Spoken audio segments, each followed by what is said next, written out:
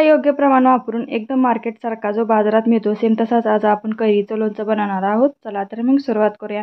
तर कैरीचं लोणचं बनवण्यासाठी ते अगोदर हे कैऱ्या किंवा आंबे पाण्यामध्ये 1.5 तास असेच ठेवले होते. बरेच जण हे रात्रभर सुद्धा देखील ठेवतात, पण आम्ही ते साधारणतः 1 ते 1.5 तास असेच पाण्यामध्ये ठेवले होते. नंतर पाण्यातून बाजूला काढून आपल्या याच्यावरचे देठ बाजूला काढून घ्यायचे. तर एक एक करून सर्व कैऱ्याचे देठ बाजूला काढून घेतले. देठ बाजूला काढून घेतले की लगेच आपण हा कैरी किंवा आंबा फोडून घेणार आहोत. तर बरेच जर ठिकाणी वेगवेगळे याचे अडकी ते असतात, तर आज आम्ही ते हे कोयत्याने फोडत आहोत. तर हे आहेत आमचे शेजारचे मामा, तर त्यांच्याकडून आम्ही हे फोडून घेत आहोत. तर इथे खाली एक लाकूड ठेवून अशा पद्धतीने हे कैरी फोडून घेत आहेत. तर जेवढ्या आकारामध्ये हवेत आपल्याला तेवढ्या आकारामध्ये आपण याच्या फोडी करून घेऊ शकतो. आणि फोडी झाल्या की लगेच एका स्वच्छ कपड्याने आपल्याला हे फोडून घ्यायच्यात, कारण यामध्ये कैरीचं थोडंसं फार याला धूळ लागलेलं राहते किंवा कचरा राहतो. असं पुसल्यामुळे आपलं लोणचं जास्त दिवस काळ टिकतं.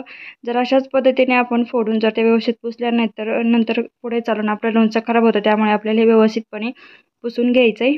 तर सर्व कैऱ्या पुसून झाल्यात आणि हा मसाला आहे कैरीचा आचार मसाला. तर साधारणतः 72 रुपयाला पॅक आहे.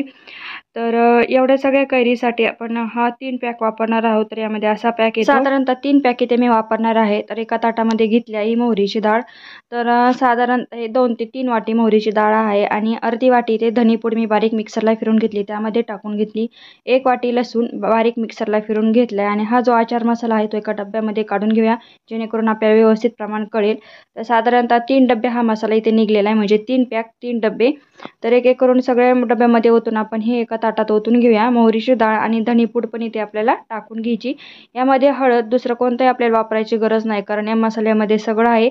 फक्त इथे मीठ आपल्याला टाकायचं आहे. तर मीठ इथे आपण थोडंसं मिठाचं प्रमाण जास्त ठेवायचं, जेणेकरून आपलं जे लोणचं असतं ते वर्षानुवर्ष साधारणतः 2 ते 3 वर्ष नक्कीच टिकतं. जितकं आपण मिठाचं प्रमाण वापरू तितकं.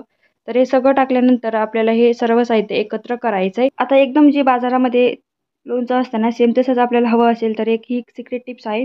तर काय केले, तेल घेतले, त्यामध्ये लवंग आणि मिऱ्या टाकून घेतल्या, थोडेसे गरम केलेत आणि हे थोडंसं कोमट झाल्यानंतर आपल्याला यामध्ये ओतून घ्यायचं आहे. म्हणजेच आपण जे बाजारातून लोणचं विकत आणतो ना सेम तशीच चव आपल्या घरच्या लोणच्याला येते, जर तुम्ही ही टिप्स फॉलो केली तर.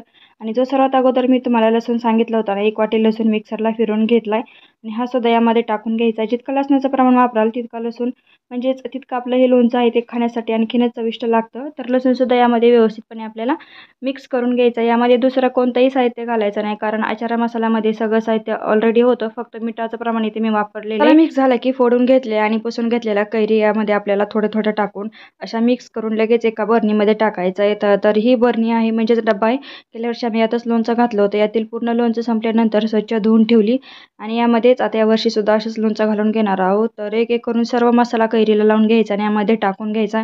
तर सगळं कैरीचं हे लोणचं यामध्ये टाकून घेतलेलं आहे. तर यामध्ये आपल्याला गरम करून तेल पूर्णपणे थंड करायचं आहे. थंड झाल्यानंतर यामध्ये तेल टाकून घ्यायचं आहे. तर यात आता आपण तेल टाकून घेणार आहोत. तर साधारणतः 3 ग्लास तेल गरम केलं होतं. गरम केल्यानंतर पूर्णपणे थंड केले आणि थंड झाल्यानंतर यामध्ये हे तेल टाकून घ्यायचं आहे. थोडासा लोणचं यामध्ये बसला नव्हता म्हणून दुसऱ्या बरणीमध्ये ओतून घेत नाही.